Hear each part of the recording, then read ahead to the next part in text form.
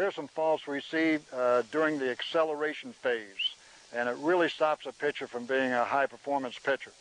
One of them, the pitcher tries to start flexing forward before he squares, and he's never going to be a real hard thrower, and he's not going to have real good control. But some pitchers have been taught to throw down over the front shoulder versus squaring the trunk. And all your pro pitchers, your good pitchers, you see a squaring, then flex. You don't see flex and try to square too late. Just doesn't happen, that sequence. Okay, so you don't want to throw down over the front shoulder. That gives you a real high arm slot. You want to throw that hand out here. Here's the arm slot you want for a power pitcher, 3/4 right here. Shoulders will be tilted somewhat, hand out here, and of course you're following through, down through. Okay, the other thing we see is an extreme tilt of the trunk. And you see the guy arches back like this, he falls back, his head's falling back, of course his front side's flying open too, and then his arm slot is real high. He's going to end up with tendonitis, biceps tendonitis of the shoulder.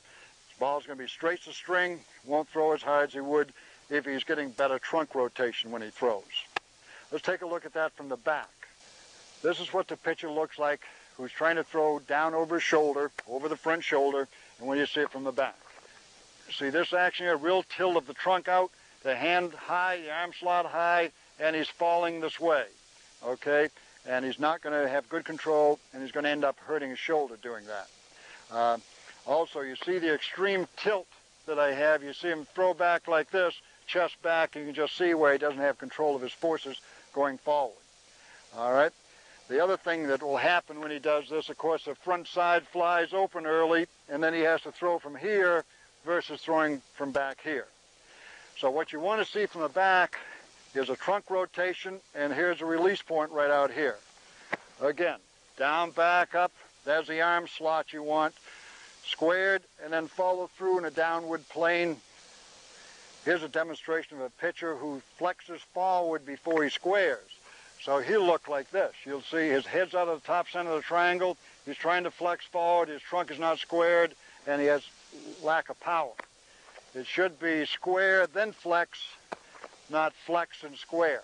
Okay, again, that pitcher's being taught to throw down over the front shoulder, and it's a very poor technique. And you see that arm slot come way up here, and oftentimes they'll stiff arm the ball. That's how an outfielder throws. And an outfielder can't throw very hard, very long that way. You'd end up with a bad shoulder. So again, from the front, right here, that's a release point you want to see, this 45-degree angle, and finish outside the